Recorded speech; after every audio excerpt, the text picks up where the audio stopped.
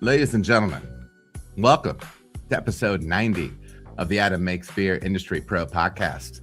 Today, I'm excited to be chatting with Teresa Psuty of Crooked Lane Brewing Company. Just a couple pieces of Adam Makes Beer news here real quick. Make sure to get over to adammakesbeer.com. If you want your content, if you want videos, if you want blog posts, if you want ways that we can work together on the content side, the media side, let me know. Hit me up over there. It's where it's at. What else? Also, consultation stuff. So check out adammakesbeer.com, and also make sure to check out the rescheduled. We got hammered with snow a couple weeks ago, and the Ohio Craft Brewers Association conference was canceled. Do you feel like going to beautiful Dayton, Ohio in March 23rd through 26th to be exact? You still can. I think. Anyways, I'll be there. I'll be giving a talk on, I'll be doing a recipe writing workshop. I've been working on that. I'm pretty excited about it. So make sure to get out and check that out. If you see me there, make sure to say hi. We can shake hands, and I'll have a cocktail. You have a beer. It'll be everything we ever dreamed. Speaking of everything you've ever dreamed, here's a few words from my beautiful sponsors. Starting a brewery is a big step. Blickman Engineering is here to help. Since 2006, they've equipped hundreds of nano breweries for success. Their new 3.5 barrel Pro Surface electric brewing system cuts maintenance and saves at least 30 minutes per brew day with powerful under kettle heating. From 1 to 15 barrel brew houses to keg washers and grain mills, Blickman has what you need. Ready to go pro? Contact Filler Tom at ProSeries@BlickmanEngineering.com. Blickman Engineering is a proud sponsor of this channel and loves to help brewers at every stage of their journey. This episode is also brought to you by Senos. Senos turns every tank into a smart tank with real-time fermentation data and analytics, all captured automatically. Ditch manual checks on the weekend. No more guessing, just clear, actionable insights that help you brew your best batch every time. Brewers use Senos to deliver consistent quality, prevent product loss, and scale with confidence. Brew smarter, waste less, profit more. Visit Senos.com to book a free demo. That's SENNOS.com. Senos, the future of fermentation technology. As co-owner and brewmaster of Crooked Lane Brewing Company, Teresa Psuty has taken the approach of looking to the brewing future and the past, striving to create faithful, authentic versions of classic styles and embracing innovation in IPA, seltzers, and sours. Her approach is informed by her chemistry and biotechnology background and her belief that beer is community. Creating opportunities to come together around great beers and lifting local causes has helped Crooked Lane become a cherished community partner. Teresa, welcome to the show. Thank you so much. Yeah, absolutely. I've been really excited to chat with you. One thing I haven't mentioned is my dear daughter. She's 19. She's off at college. She's my first daughter. She's Teresa, and so if I slip at any point and say Teresa, that's that. I have that connection. I have that connection in my brain. But anyways, when I was reading through your bio, there's numerous things that stick out. But you mentioned how your approach to brewing is informed by your chemistry and biotechnology background. Talk to me a little bit about that. Yeah, so I, unlike some brewers that kind of knew what they wanted to do right out of school, I had a whole other career that I worked for companies big and small that made separation science technology. So we're talking liquid chromatography and then water testing equipment, and also like protein research. And I worked with, small water labs up to universities. I had a lot of adventures, even in like nuclear power plants. Working for these companies, it's like I saw a lot of different types of technology and became a really handy person. So I worked as a service person most often, but also in sales and tech Yeah. support, manufacturing. Yeah. Um, yeah, so I, had a pretty fulfilling career there. And it's so funny how much that career is really translated into a lot of skills I needed in the brewery. So Yeah. I feel like it was maybe just like a very long lead up, but like kind of the best preparation to becoming a brewer. Yeah, and also one of the things, because we do like to talk about like we like to talk about brewing through kind of a career lens here, because I think, a lot of times brewers, the goal is to become a brewer, right? And Mhm. so they start washing kegs somewhere, they start helping out on the canning line, and then they get to turn wort, and then they're assistant brewer, head brewer, what have you.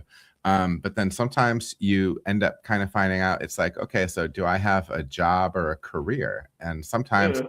it's like a little bit more like in the job range. So I do really like to look at it through that career lens. And you bring up something that I think is really important. I know sometimes when I talk to people who are newer in their career path, they feel as if they have to have like the whole thing figured out.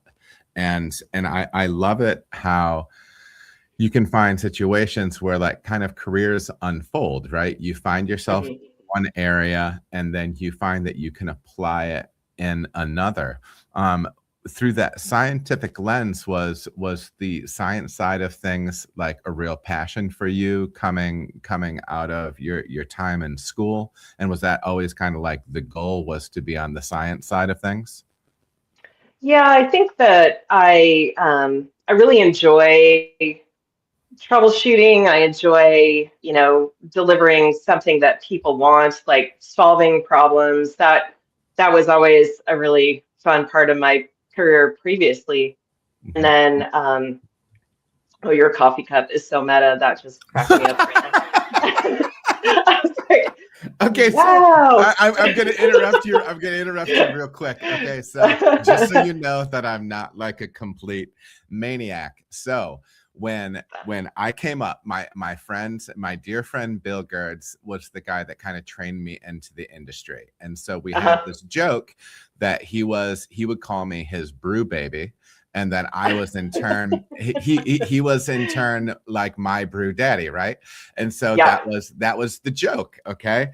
And then my kids got old enough to realize that like it's kind of like a funny thing. There's kind of a Hmm. double meaning there with the use of daddy. And so they made me this mug for Christmas one Oh, year with my face, and on oh, the other side it daddy. says Brew Daddy, knowing full well, because they are old enough Oh, now to know that it's both like a cute dad gift and a little sassy.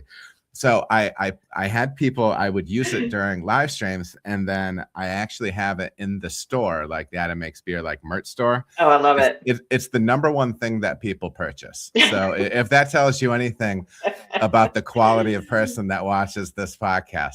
So anyways, I'm It's sorry. amazing. I It's cut you off. amazing. Go ahead. No, I couldn't, sorry, I couldn't pass it up. But getting back, but yeah, I really embraced the science of what I was doing, and I really like to, I like to go after the new technology. So whenever my company would bring something new on, I was like the first person who wanted to figure that out and then take over those customers. And it was super fun for a young single person, but it was pretty difficult when it came to like when I had a family. It's like I was on the road 2 weeks out of the month at a minimum. Sure. So we kind of I didn't stay on that path and just kind of backed away. Found some things that were a little more local, but when it came to ramping up to build a brewery, it was like all those neurons started firing back up. It was like this is what I'm meant for. Well, yeah. If you enjoy solving problems, a brewer Oh will yeah. scratch that itch. That's that's for sure. That's for sure. What are you sipping on? Oh, I've got my No Hands IPA.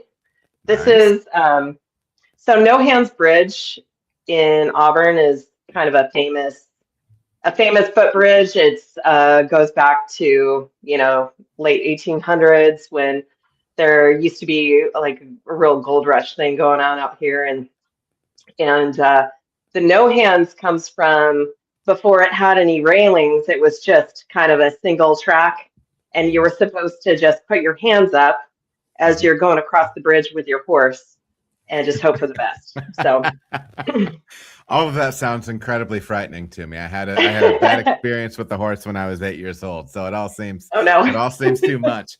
One thing I do want to chat about, and okay, so you said it's an IPA? Yeah, it's an IPA. It's kind of a classic, kind of an old school. It's gone through a few recipe iterations. We used to have a little crystal malt in there just to be, so if 1997 came in, it could have an IPA. Yeah. We took the crystal malt down. I think it's got Vienna malt this time, and then we added Simcoe and a little bit of Nelson this time. So Beautiful.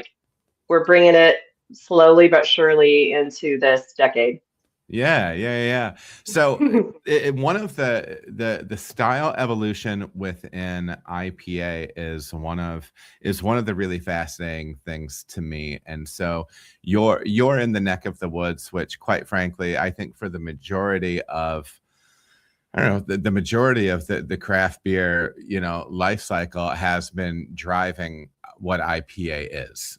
Obviously, we can talk about hazy and East Coast now, and that's had a large impact.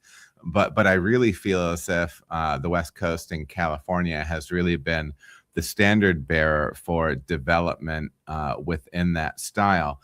So when I first started brewing IPA, like on the pro side, I came up listening to Brewing Network stuff. And so I came up and it was like mid 2000s. And so at that point, a lot of people were talking about, I'm from the Midwest. So, and that meant an IPA had 2-row, Crystal 40, Munich, wheat.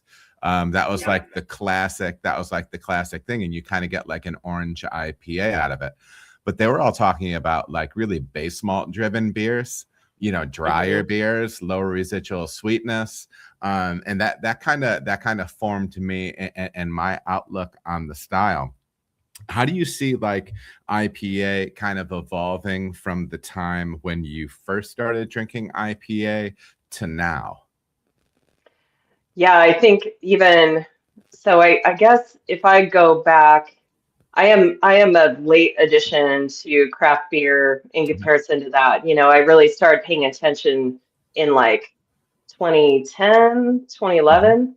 When we decided to build a brewery was 2013, and we got open in 2016. So, we were huge fans of craft beer, but as far as like recipe formulation, my first beers were getting brewed in like 2012, 2013.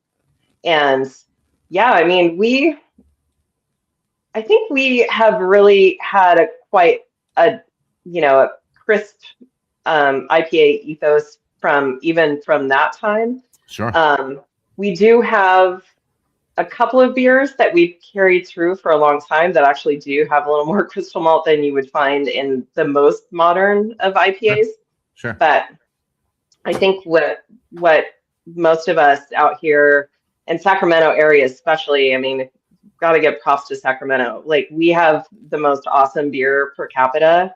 Yeah. I would say San Diego, Bay Area, we could throw down just as well as you guys.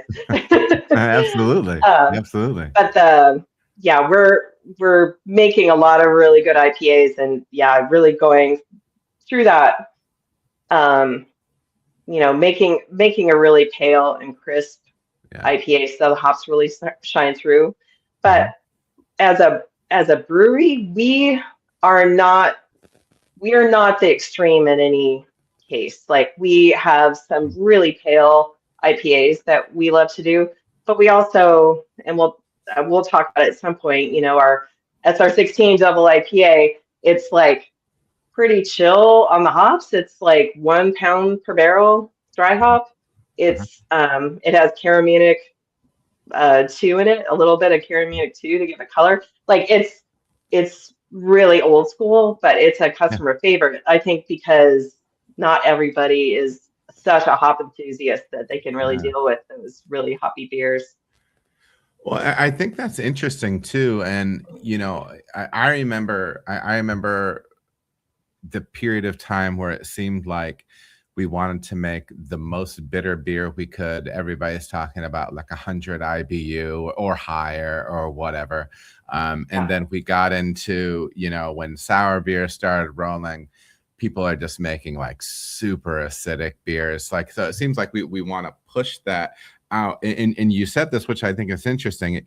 The beers that you're making are not always going to the extreme.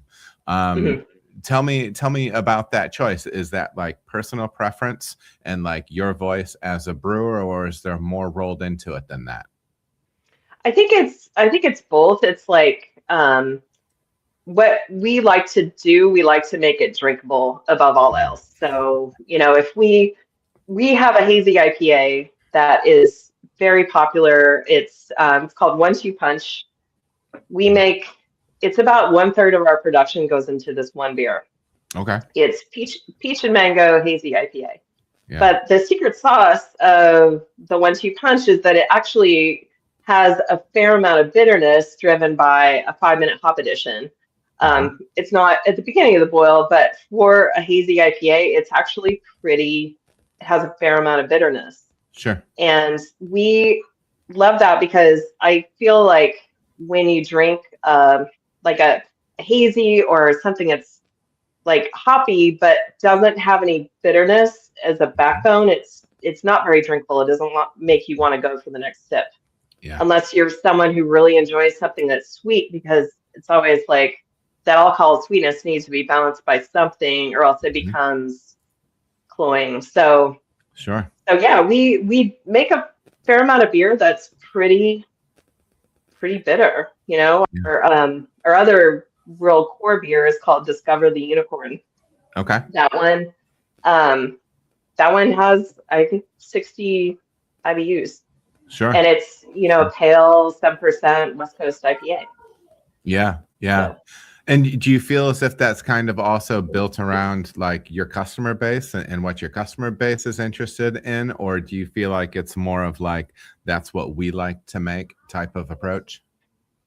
yeah, I think when we see beers do well over time, like I don't, it's hard to say. It's like if you make a beer one time and you give it to your customers and they're like, wow, that's great, I like that. Like it's sometimes hard to know if that is the best beer in that range that you could make. Sure. But what we do is we'll just, you know, we design a beer if it's something we want to keep around for a long time, and this Discover the Unicorn is a good example of that. It's like we really want to have a core West Coast IPA that kicks ass. So we're gonna make this beer, and then we're gonna just keep tweaking it to how we like it.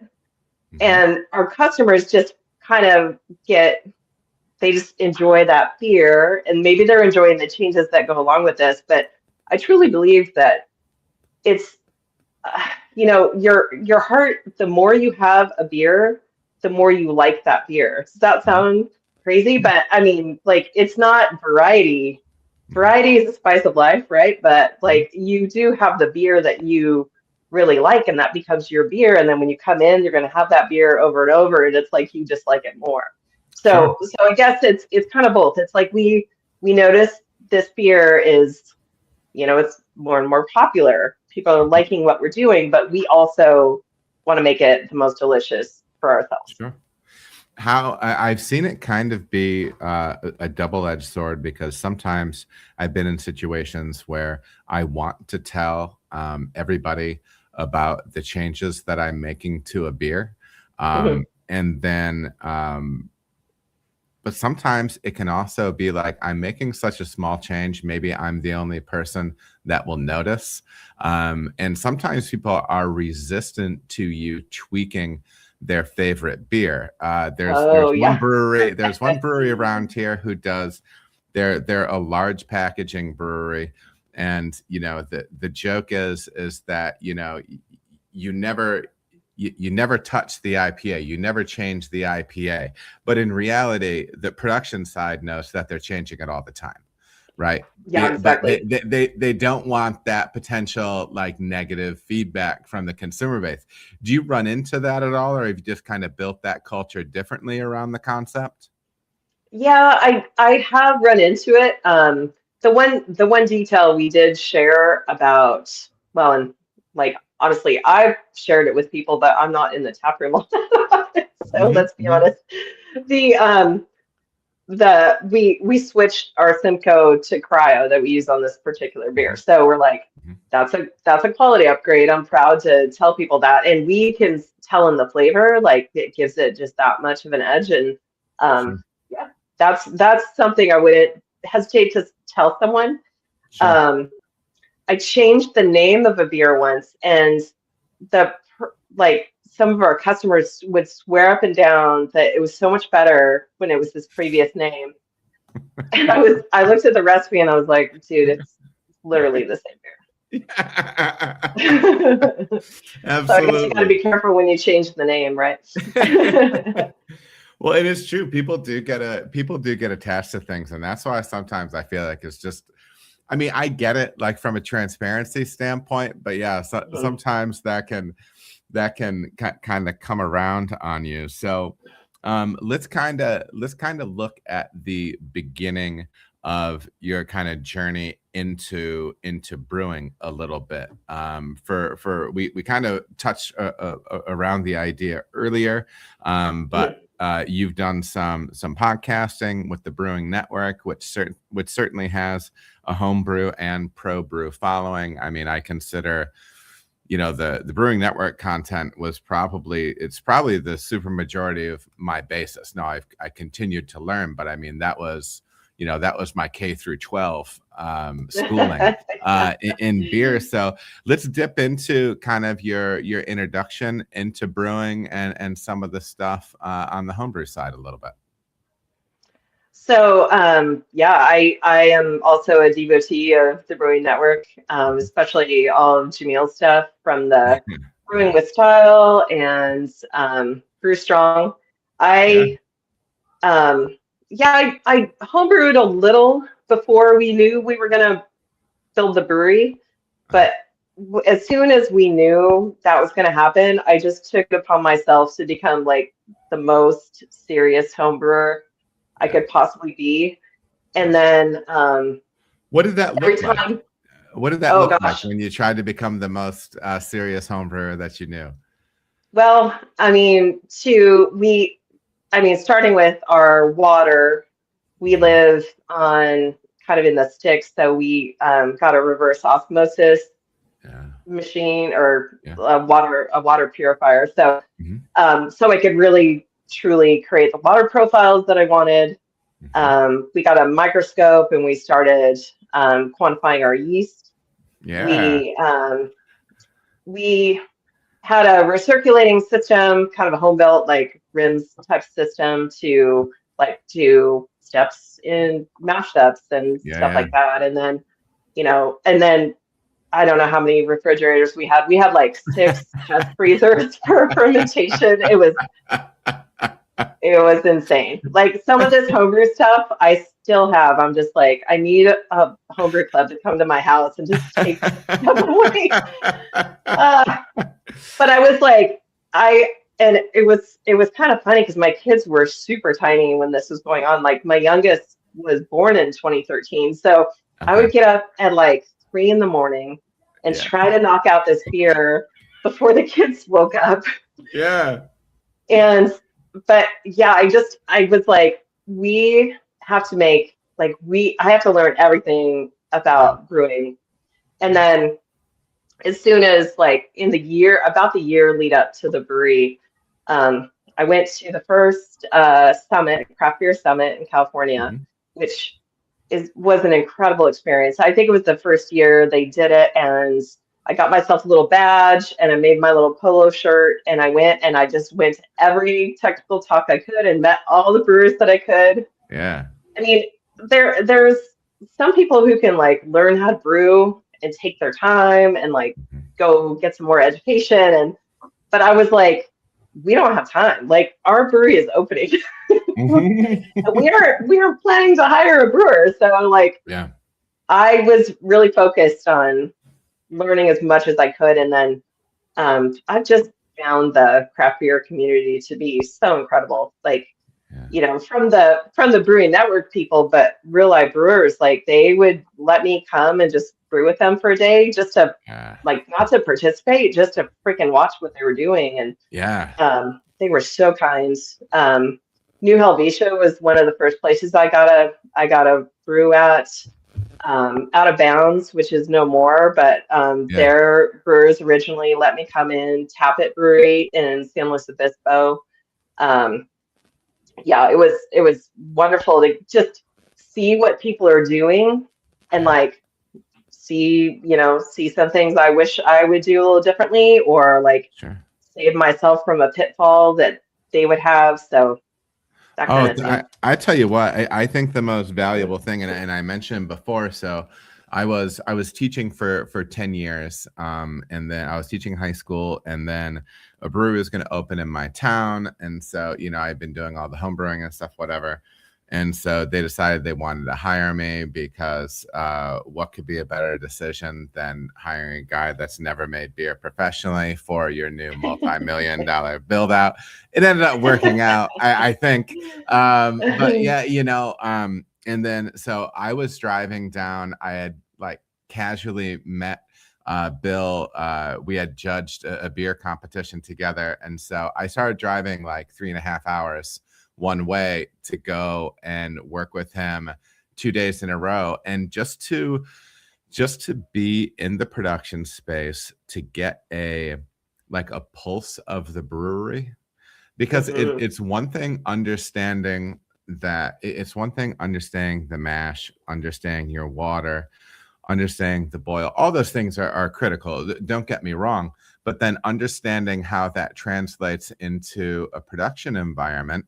And depending on what your equipment is like, I'll be honest, I was scared to death of pumps and like pushing around, hot caustic and whatever, just with those, with triclover.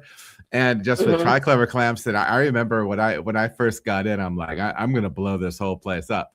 But it does, it's so important to be able to get to see those things, because I had a lot of my brewing fundamentals down, but it was actually the application and the functional side of actually doing the brewing stuff that was missing. So it really is a big deal to have all of that stuff. How often did you get together with different people and kind of get into the production space before you ended up opening your brewery? Oh, it was probably 5 or 6 different places over the course of 6 months. I also got a job in a tap room at Final Gravity, just very briefly, but I was like, I've literally never worked a service job. Like I don't even know what that's like. So I'm gonna try to figure this out a little bit. It was pretty intense. And then as soon as our brewery got up and running, we just we brewed our water batches, and then we just kind of went for it. And a good friend who is one of the guys who set up Revision Brewing, Jeb Taylor, I would lean on him to ask the hard questions, like, how do you get your boil to stop boiling over? He's like, well, there's this magical stuff called firm cap, Yeah. I was like, okay. I was like, I don't know how does this not boil over? But I guess I feel really fortunate to have had that experience, because there's probably not a lot of people that would get to do what I did with the level of experience that I had, which was very little. But since we were setting up the brewery ourselves, our partners were like okay with me doing it, and I was really fortunate that the first GABF that we entered after we started, I won a gold medal with one of the Hell beers. yeah. Hell That yeah. was phenomenal. So I was like, okay, I'm out What of the beer was woods. that? It was a Doppelbock. Hell yeah, man. That's Which awesome. was, yeah, it was shocking. It was surprising. Were you My there? Were my you there at the medal ceremony?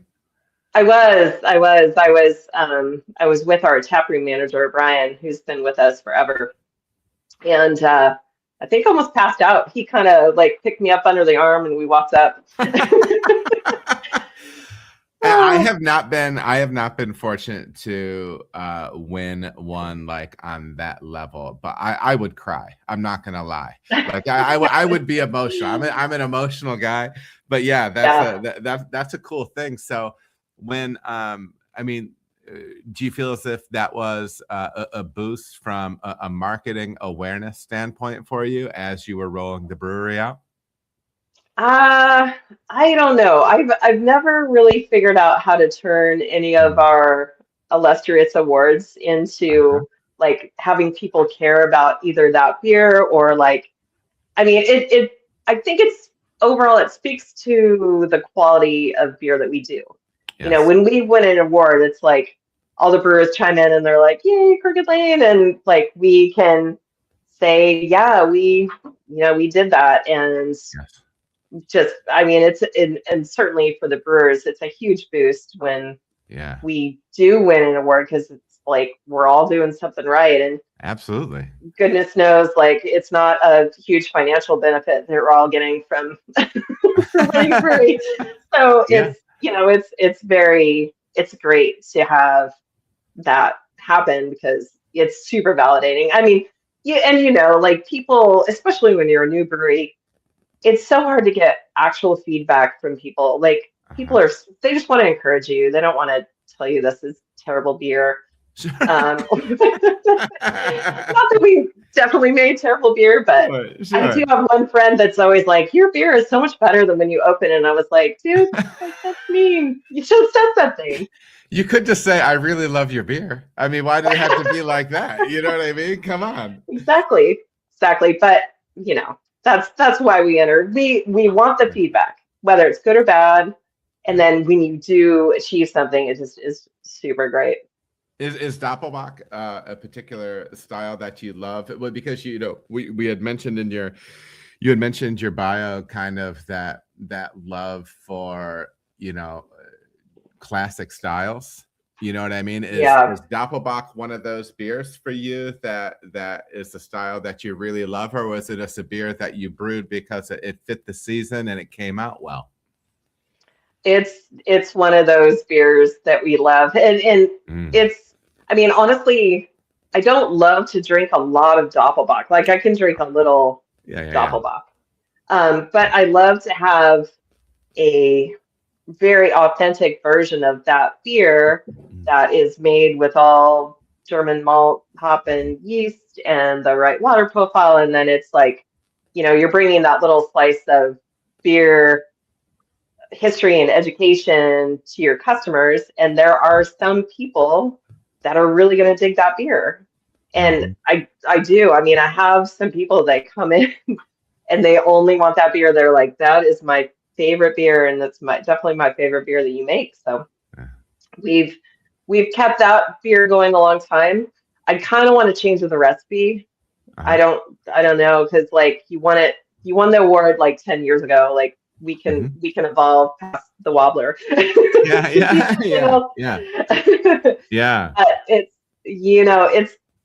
It is really fun to bring in some of those ideas. Like if you like a rich stout or a porter, like imperial porter, like you probably love a Doppelbock too. Sure.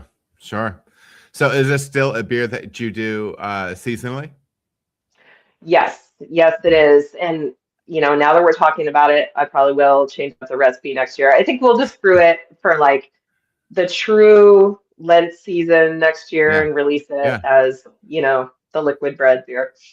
Yeah, absolutely. Yeah, that's one of the great things about that style is, first of all, it is delicious. Yes, it is probably a limited serving beer, but you know what I Hmm. mean. But at the same time, it's got great history behind it, and it is kind of, even though it's a bigger beer, it's kind of a, I think it's still pretty approachable. It's still pretty Yeah. approachable and fun for people. Um, there was something that was ticking in my brain. Oh, speaking of Doppelbock, is there a particular lager strain that you enjoy running in the brewery? Yeah, for that beer, our favorite strain has always been the BSI Lager 2. Okay. Um, and then I think that's the only strain we've used for that one, but I have gone to use some different strains with lagers since. We've really been like branching out over the last couple years. Uh-huh. Because we do we do a fair amount of lagers, but we kind of bounce all over the place. So I'm actually been trying a lot more dry lager strains lately. Yeah. And Yeah. like honestly, dry yeast is kind of the bomb these days. Like I'm having so much success and good flavor profile out of dry yeast. Um, the Nova lager we've used, we used um, Diamond lager, I think. Hmm. Are those Lallemand strains? Yeah. Yeah, there's I tell there's you mentioned it when you said that, dry yeast kind of being a convert to it. I remember when I first started using dry yeast, it was when, and it's throwing no shade at Mr. Zainasheff, but when the Mhm, Bird Association released the yeast book, they were talking about, the necessity to rehydrate dry mhm, yeast, and the percentage of mortality that you might see by just dry pitching. But mhm. the reality is, and the more I've dug into, unless technologies change and whatnot, people get better at things. But I started dry pitching yeast just in a pinch a few times, because I always keep a few bricks in the cooler, because Mhm. you never know what's going to happen. The last thing you want to do is have a tank full of wort with no yeast in it. Oh, And so definitely. I would always keep some as a backup. And yeah, man, I mean, it's definitely, or at least the horror stories that I used to hear isn't the thing. I was just talking to Tanya Cornett from Up Liquids, and they just won Mhm, like all the awards at GABF. And she was saying everything was dry pitch, first generation dry pitch from, I don't know if she said it was BSI, but it was something. yeah. And just tossing in dry, you know what I mean? So that's definitely changed. How long have you guys been using dry yeast there? We have always used it for Hefeweizen, but I would say it's only been the last 2, 3 years that we've used it for a lot of other styles. So we do, I mean, if you look at our menu board, it's like there's usually about 24 beers on, and we try to keep just the center of the menu board IPAs. Mm-hmm. Most of our IPAs, West Coast, will be like a Cal Ale yeast. Mm-hmm. Some, might do a West Coast Pills, that'll be a lager yeast, but the the other parts of the menu, we would never try to make a Kolsch without a Kolsch yeast or, Mm-hmm. any like it always has to have the right yeast, right? Yeah. So in the past we would bite the bullet and buy the liquid pitch and then try to plan. We do a Kolsch and we try to do an alt and then we try to do an IPA at the end of that. Mm-hmm. Yeah. But recently, I was like, I just want to do a Kolsch. So we're gonna buy, like, even the last time it was, shout out more beer. We got a Cellar Science pitch of Okay. Kolsch, and that Kolsch was like the best Kolsch that we've done in a long time. I was like, so clear, brilliantly clear, beautiful, like great flavor profile, totally wonderful fermentation. And I talked to my head brewer Andy, and I was like, tell me, like, what did you do differently? And he's like, yeah, we didn't rehydrate that. We just pitched it. And I was Yeah. like, I'm so glad you didn't ask or tell me. Because I'd have been like, are you sure? You just, Um, but yeah, I was like, okay, I just I have to take that part of my brain and say, Sure. I've been proven wrong there. Yeah. Every, it's not like every fermentation is perfect and works wonderfully, but I Mhm. think when you like are checking on everything every day, like there's like you prepared everything, you make sure you have a good pitching rate, you have great recipe formulation, everything is super clean. Like you're already doing all the right things to make that shift and Mm-hmm. get good results. Mm-hmm. Like that's awesome. I think it gives us us brewers a lot of freedom because then we are not trying to like load up on a beer style that we don't necessarily need Mm-hmm. a ton of, and it kind of impairs what you're trying to do production wise. Yeah. Yeah. Yeah, I'm always so curious because I am somebody that I love like beers within like the Hefeweizen range. Hmm. But I found and I've kind of figured I've had some brewers share some tips with me with Hefeweizen strains to kind of get more of the profile that I'm looking at. So I've kind of built that a little bit over time, but Hefeweizen is a strain that I almost always hear brewers swear by the liquid strain for. And it sounds like you were saying that you were running a half strain dry. Nice. Yeah, and we Is that actually BSI as well? no, it's that one is Munich wheat beer. I'm pretty sure it's Lallemand. Okay. Yeah. Yeah. Could Yeah. be fermentis. I think it's Lallemand. Um, and we actually underpitch that Yeah. to get it to have more esters. Uh-huh. Yeah, and so that was actually well, and so one of the things that drives me crazy is when you're looking through things like that. I mean, I came up and again we're referencing the Brewing Network again, but listening to Jamil on the Brewing with Style shows, he was Hmm. always hammering home, pitching rate, oxygen, happy, healthy yeast, and so that was one of the first upgrades I made at home was I got an Erlenmeyer flask and a stir plate, and I was growing and I was propping up yeast. You know what I mean? Yeah. That was one Hmm. of my beyond temperature control for fermentation and making sure I could clean and sanitize. That was my order of operation. And so, but I it threw me for a loop when I started hearing brewer friends say that. And then I had a conversation with Dr.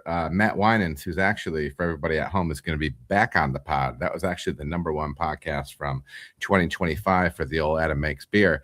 But they were talking about recommending lower pitching rate. And maybe even there's something knocking around in the back of my mind on maybe lower amounts of O2 potentially as well, but that would really maybe only be on repitches if because sometimes people aren't using O2 with dry pitches. When you're using a dry pitch, are you utilizing O2 or not? I started pulling back from using O2. Mm-hmm. Mm-hmm. I think that for a dry pitch, especially if the manufacturer doesn't recommend I know.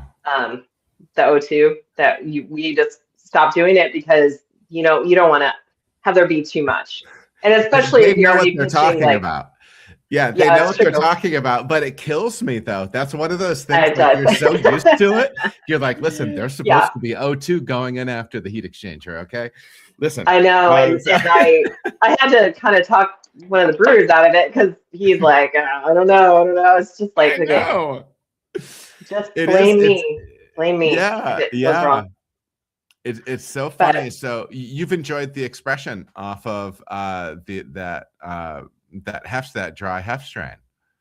yeah, yeah, exactly. And then unfortunately at this point that Hefeweizen normally gets covered up with blood orange, so you Okay. can't taste all that wonderful yeast character anyway. But Sure. it's yeah, I feel like it makes a better beer. Sure.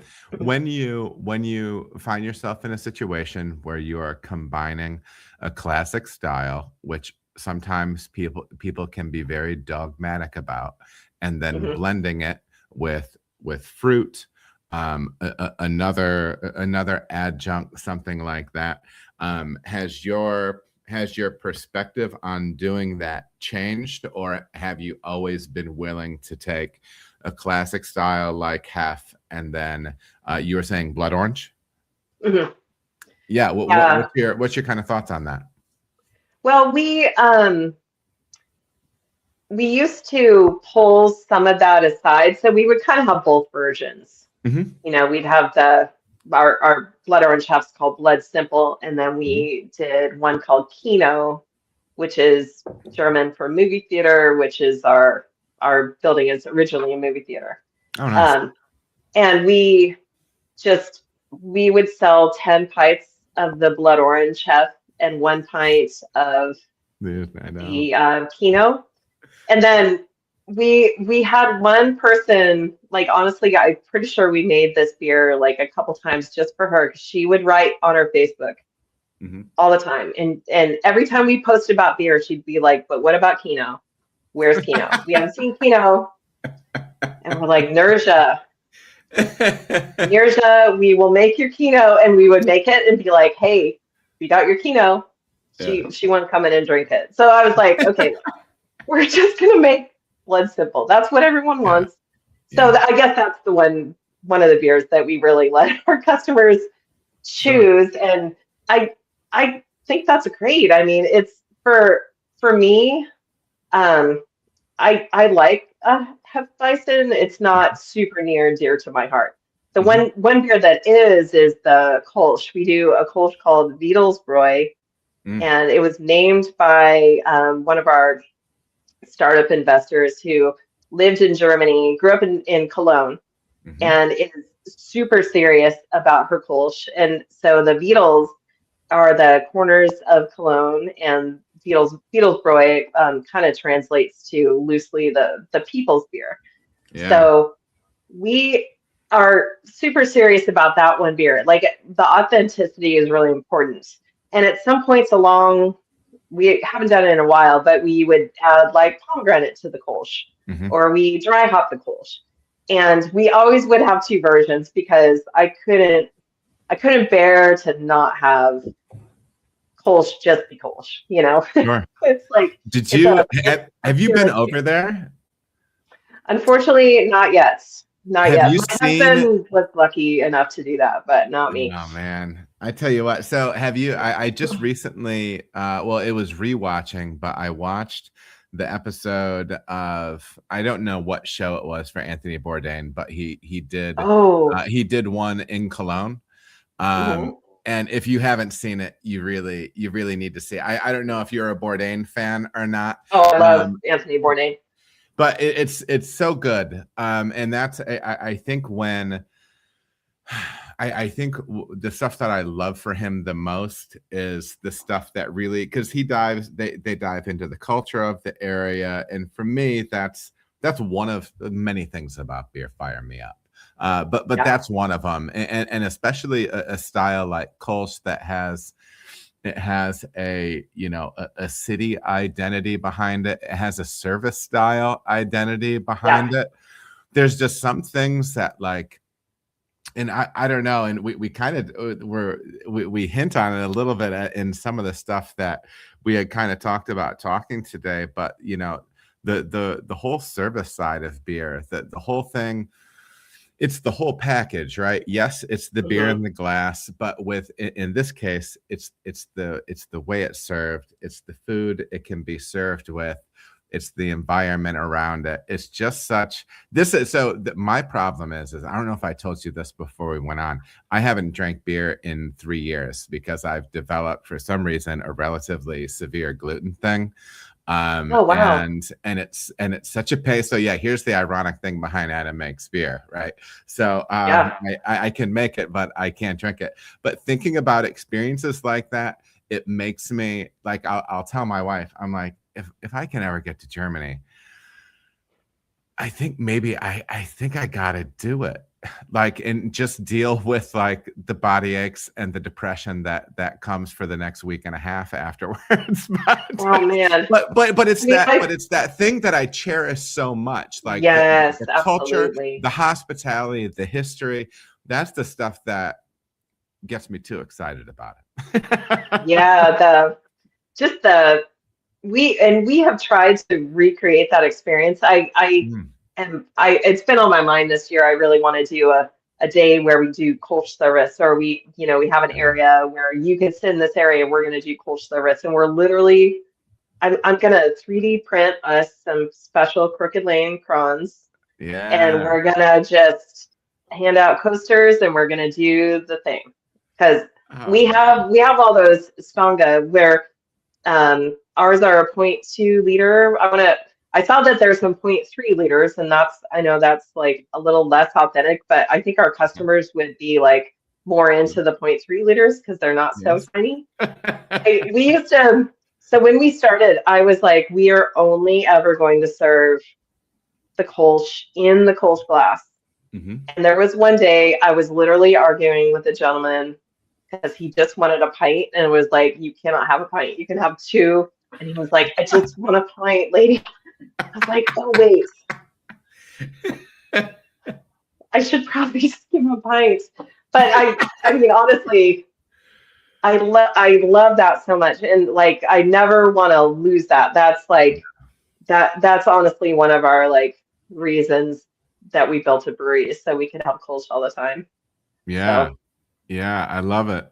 I love it. Well, let's dig into some of the other beers that you have going on. So I have a beer called SR16 in my show notes. What can you tell me about that?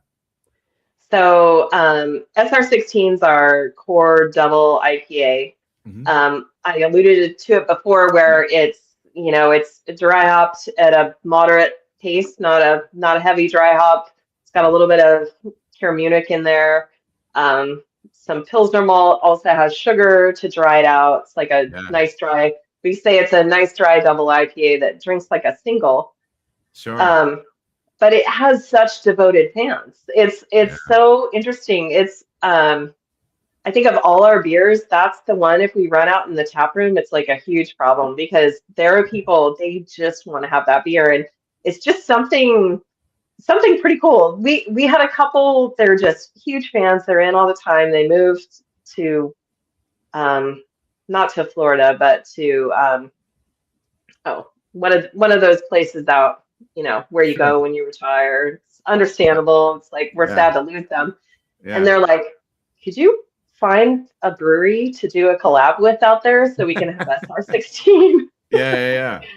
Which is, it's What's the so ABV on that interesting. beer? It's 8.5. 8.5. Yep. And it's got, I'll tell you the recipe. I have it memorized. Yeah. It's basically 11 pounds of Citra split into 4 increments in the boil. And you have a bittering hop at the beginning. It's like Yep. Columbus hop, bitterness hop. And then we have 15, 10, 5, and Whirlpool hop additions, Yep. 2.75 pounds each. And then it's all Citra, and then in the dry hop, it's Citra and Barolo. Yeah. Yeah. What? How big of a brew house are you brewing on? 15 barrel. 15 barrel. Okay. Yeah. Do you ever do? Do you ever? 15 barrel is an interesting size. If I ran the math, at least half of my career, maybe more than half of my career, on a 15 barrel. When you're Hmm. in a pub situation, where you have a good amount of beer going through the tap room, can a 15 barrel system be a little challenging? It sounds like you had talked about splitting some beers on the backside, by maybe with some cold side additions or whatnot. Do you ever does your system allow for half batches? What does that look like? Well, we don't really do half batches, and we Mhm. do actually distribute a fair amount. Okay. We're built as a tavern, but we have, after year 2 or 3, we distribute almost, I would say almost 75% of what we make. Hmm. So we have our 15 barrel, but we do have a separate whirlpool, so we can double and triple batch a little Oh, more wow. quickly. So Yeah, yeah, we have 300 barrels of fermentation space, two yeah. 45 barrel fermenters that make our core 1-2 punch beer, and then Hmm. four 30s. So Hmm. we will make a lot of those beers. So if we do a split, usually it's like we double batch and then we do two things from there. Sure, Um, sure. Most everything's a uni tank, and then we have um, one little bright tank that we toy with, but we do almost everything in the tank these days. Yeah. Did you get your brew house new or used? What brand brew house is it?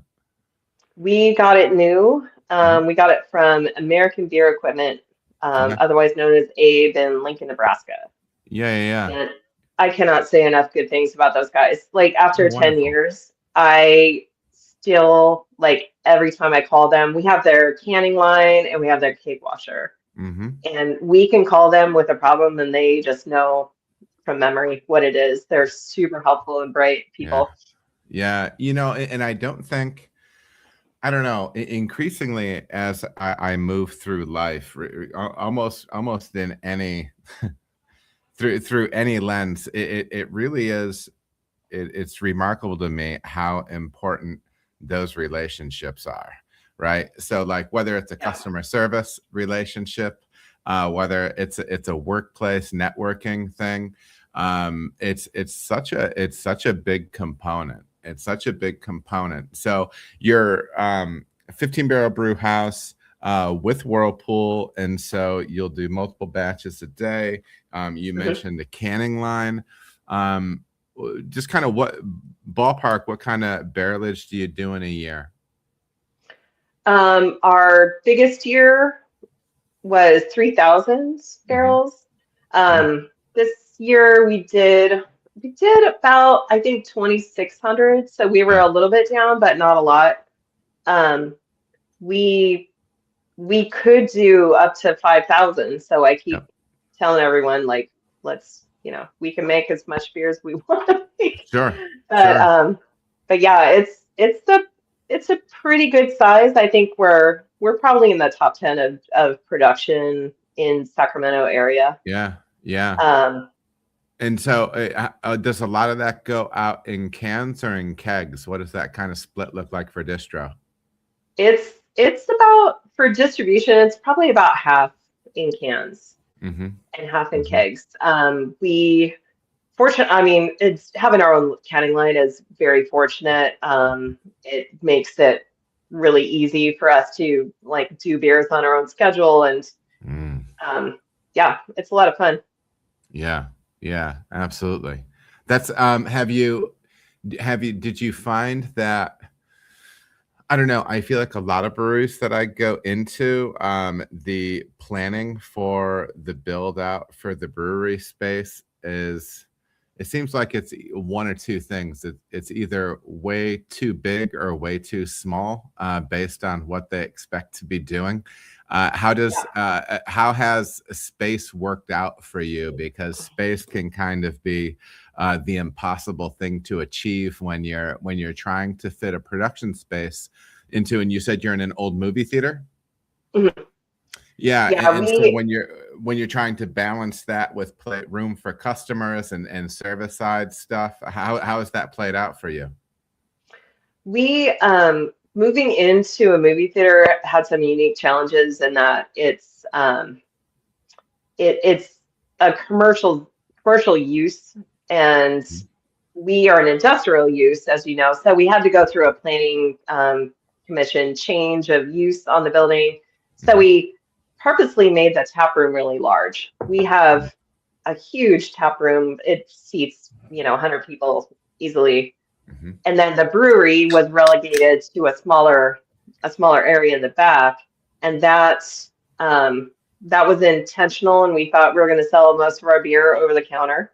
Mhm. Um, Turned out that wasn't the way. We had a lot of success in distribution too. So we reformatted how the tanks lie.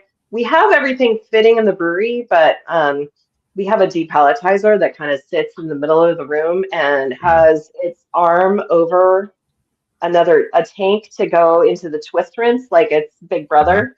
Yeah. It is tight. But honestly, it doesn't bug us that much except when the decal is full of cans. It's kind of annoying because you're like trying to hose things, but you're like, don't Sure. hose the cans. Um, but yeah, it's had I to do it again, we would definitely have allocated more space for the brewery. Sure. But I have been in a lot of breweries and I'm like, well, ours feels pretty comfortable compared to this Yeah. brewery. Yeah. So Yeah. it's worked Ab- out. Absolutely. Um, you had mentioned also that you are interested in reaching women that are interested in getting into beer and home brewing. Mhm. You obviously had that experience and went all in on it with your multiple refrigerators and the whole brewing setup that you had on the home side. What do you I always think questions like this are interesting. Why don't you dive into it for us a little bit and kind of like lay out some of the things that you think can be like the driving force behind that, or in your experience, what plays best? Well, I think, when I started, yeah, I look around, I don't see that there's tons of women in leadership positions locally in the Hmm. brewing industry. When I look a little further afield, there actually are quite a number. Hmm. But from a from a home brewer standpoint, even starting with the Brewing Network, there are definitely some educated voices on there, like Nicole Ernie. Hmm. But some of the ones I would listen to, I would just be like, well, where's the woman's voice who is authoritative and knowledgeable about beer? Hmm. And so when I got to know those guys, I was like, hey, you should really put me on your podcast. And my thought is like I'm gonna meet all kinds of people that I want to meet, but also like I really think it's important because if there's no one who's doing something like what you do, or you don't hear anybody, you don't see anybody who's doing that, like it can feel like, well, maybe it's not my thing. But Sure. as I've gotten to know more and more women, even on the homebrew side and professionally, um, I think it's just up to us to be bigger so we are seen and then people feel comfortable to come in.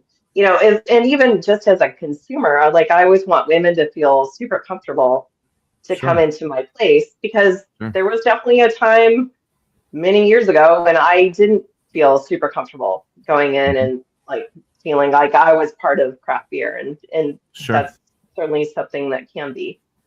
The other thing I'm doing more recently is we started hosting the Queen of Beer homebrew competition at Crooked Nice. Lane.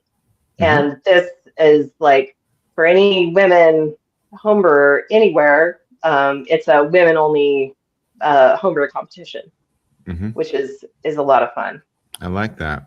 I like that. Yeah, it's an interesting thing. I feel like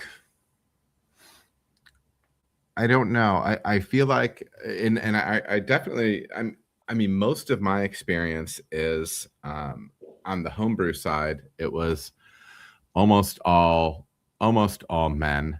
I was also active in the competition side, and when I started getting into the competition side, that was where I saw more women judging than I did see women entering beers. So Mhm. the judging side of that is interesting as well. Um, I think I think it's interesting. I've done a few things over the past year. I was just out at the Pennsylvania. They call it's not Pennsylvania Brewers Guild. It's Brewers of Pennsylvania. Mhm. And I'd done some stuff with Hannah and Malik from Zero Day. And yeah, I am seeing more women getting into leadership positions as well, because like Canada's director of brewing ops, and going out there at that conference, she's actually director of their guild out there as well. Yeah, absolutely. How do you feel as if when you said that you sometimes didn't feel included? What's an example of a place where you went into and you said, yes, this feels like more like my space as well? Oh, I think it was more just like getting into the nuts and bolts of the industry. Like just when you're on the outside, it might feel like, this is a bunch of brewers, so like a bunch of men with beards. No offense, Hey, honestly. listen, it's true. But and I think that's kind of what I felt. And like honestly, it can still feel that way in some places where it's Mhm. like if there's this like and honestly, this is kind of why I wanted to build Crooked Lane, is to be like, you don't have to be a hop enthusiast. You don't have to be like, you can have whatever beer you want. We're not going to suggest the fruited sour because you're a woman. Like Mhm. any of Yeah, that stuff, like that isn't who we are. But then, I think we've all been someplace where it was like super hype forward. Everyone's on their Untapped. Like we, mhm. we lined up to buy this special beer. Like that's really never been us. And like I would love it if people would line up to buy our beer once in a while. Yeah, But like yeah, it's sure. not. That's not who I want to be. I want to be a place that's like super welcoming for everyone, not just the people who are on the in crowd and that have like they have that secret knock or whatever, you Sure, know what I mean? sure. And Well, and it really could be men or women, but it's like more typically men. sure, and I feel like too, like there's when you compare the wine connoisseur with the beer lover, sometimes wine lovers kind of get that snooty exclusive type label about the Mhm. way they approach the beverage that they choose. Um, but the reality is, beer is not supposed to be that. And yes, you're free to geek out on it, take it to whatever level possible, but beer Mhm. fundamentally is an accessible beverage, right? Yeah. Like it's not for just for the elites. You know what I mean? Because not everybody's buying a $500 bottle. You know what I Right. mean? And in beer, I think it was one of the examples that I liked where you can buy a world class beer for $7 to $10 a pint, depending on where you're living. You know what I mean? Yeah. So it is still accessible in a different way than wine is, and I feel as if in certain ways, and whether it's the untapped culture thing or like the Uber geek thing, um, I don't think you want to be exclusive with it. That's literally not what beer is. Beer is not exclusive. Yeah. Yeah. That makes sense to me. And it fits very much in with what you've been talking about with your approaches, with the brewery, with the types of beers that you're making.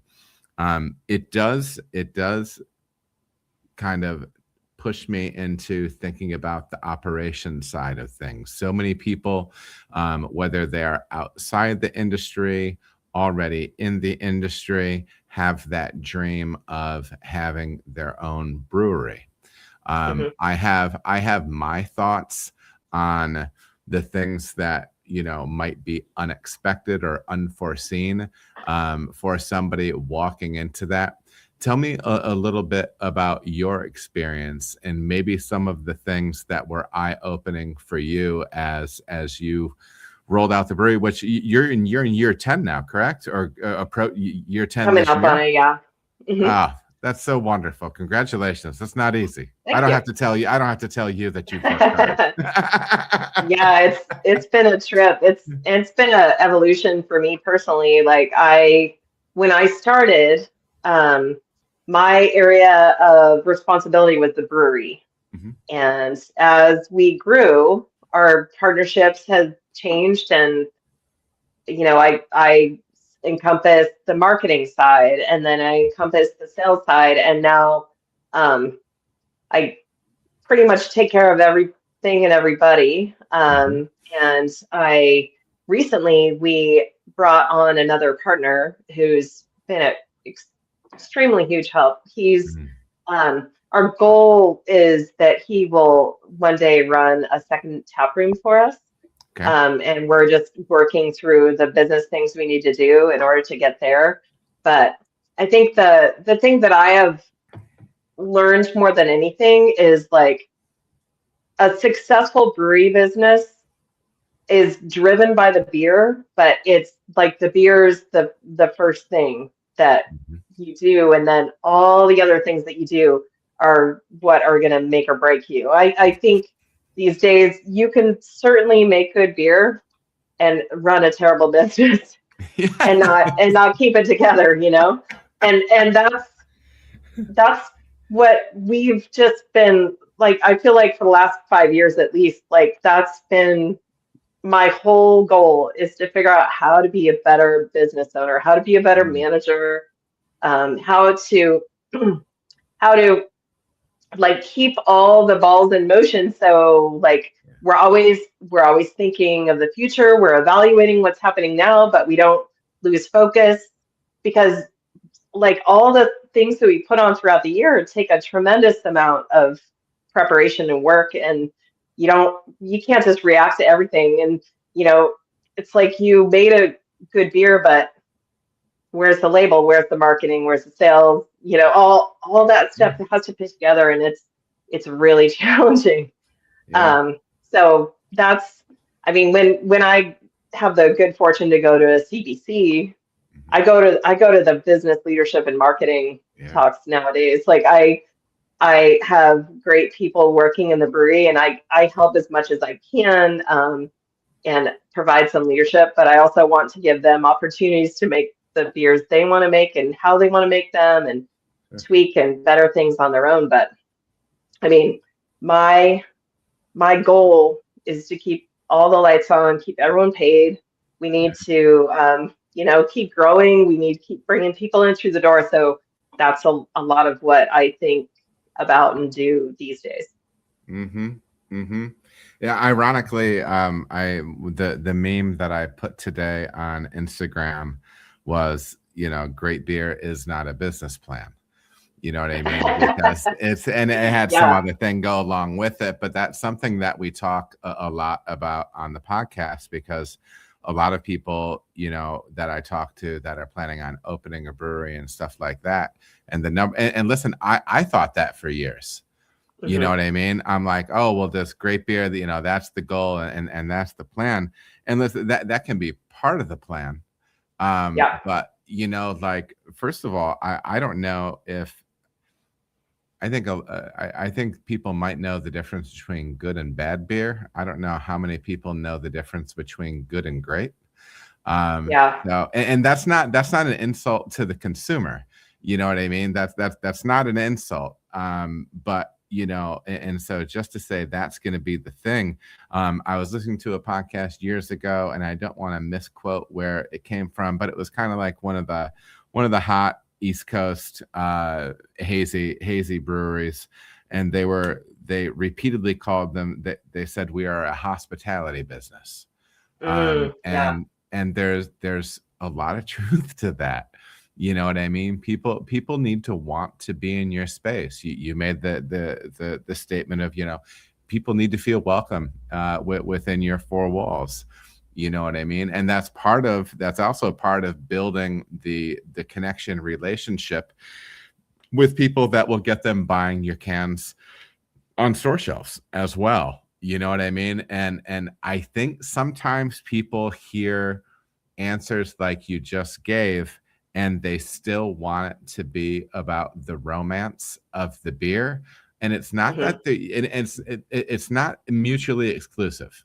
You can still have that love and passion like we've been talking about today for classic styles, new styles, innovation. You can have all of that stuff, but at some point you need to start dialing in on that business side of things and really start maximizing. I think sometimes people are a little allergic to that concept because some people come from the corporate side and they want to feel as if everything surrounding that word corporate is a dirty word. But sometimes there's some things that we can pull over from that side of things as well.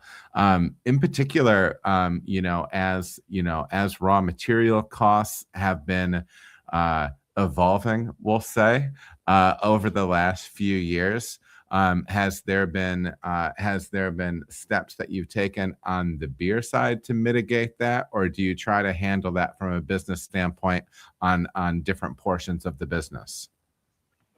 Well, I try to do both. Like I try to work with my suppliers to, like we have a malt contract so we can get better pricing on malts based on our yearly usage. We do stick to traditional malts when it counts. So when, we're making our Kolsch or our Czech pills, like we want to use appropriate ingredients to get the right flavor profile. I think that's really important. But on, say an American beer style or a IPA that at one point had Wireman pills, maybe I'll use North Star pills because, like, honestly, we can't taste the difference. There's not, it just makes sense to use more local malts. And then hop wise, like, I don't think we've ever cut back on the hops. Just because like it's such a huge flavor component. But we do, the more beer that we can sell over the bar, we will push that as hard as we can. We distribute a lot, as I said, but like I am not trying really hard to grow that distribution business. I'm trying to grow it so we go through beer faster, but I'm not trying to double it right now. What we need is more opportunities to sell beer to people directly. And California has a new law that's been awesome for us. We got to experience it last year, and we hope to do a lot more pop-up events this year. But what it is we can pull a permit like a nonprofit would, similar to that, and set up at a community event and sell beer, out of a jockey box, or I'm trying to put together a tap van. That is one of my goals for this year. I love it. So we can just pull up and, be with our community, still be running our brewery, but also, having another revenue source from being able to sell beer to the public. Absolutely. I think when you talk about building out a brewery, a tap room space, and also a kitchen, I think it can be, we talked before about, that it's a hospitality business. Sometimes I don't think folks, and myself included, this is something that I've kind of seen along the way a little bit. I don't think people understand that when you're opening a tap room, it's essentially a restaurant. But then when you're opening a brewery and a restaurant, kitchen, what have you, it's almost two separate businesses. It's not, obviously, but it's those are two like jobs. You know what I mean? Like those are two big individual things. And sometimes I think people feel as if they're going to be able to wear both of those hats pretty seamlessly. Can you talk to me about building out a kitchen and what that's been like for your business? We went through 7 or so years before we had a kitchen. We worked with all our local food trucks, did the best we could to like keep keep there being some kind of food option. And then it just came down to like we don't have a reliable enough food truck fleet, let's say, that Mhm. we can just plan on that for our operation. And we just Yeah. started thinking, like, what is it going to take for us to have a kitchen? But the kitchen that we built does not require a back of house staff. What we Oh. do is we work with a local pizza vendor who they make great pizzas. Uh-huh. They pre-make our pizzas, par-bake them, Uh-huh. and freeze them. So we can take that pizza and do a final heat on it. Nice. It sounds lame and not everyone loves it, but those pizzas are pretty darn good. Sure. And then we make paninis, salads, pretzels, Yeah. anything you can make without a grill. Like we're not going to run Uh-huh. a grill. It's literally behind the bar. And our Do you bar have is it? quite long, so Do you have a deep fryer? no deep fryer. Ah, see, avoiding all the things that are a real pain in the butt. Because I Yeah, mean, so because you need. So you don't. Do you have a hood? Do you have to have a hood? we don't have to have a hood because we There you don't. go. And so we don't have a grease trap. Like all these things to Yes. do with build out that would have been a huge deal breaker. And then when you Yeah. have a kitchen and you have, I mean, we don't do a ton of food. We're trying to always grow our food and find, things that are easy to make and customers really love. Yeah. We do like out of our beer that's offered, maybe 20-25% of that is going to be in food revenue. Hmm. But it's that thing that allows people to stay and Hmm. it allows people to come on a day where we don't necessarily have a food truck and they were planning to eat.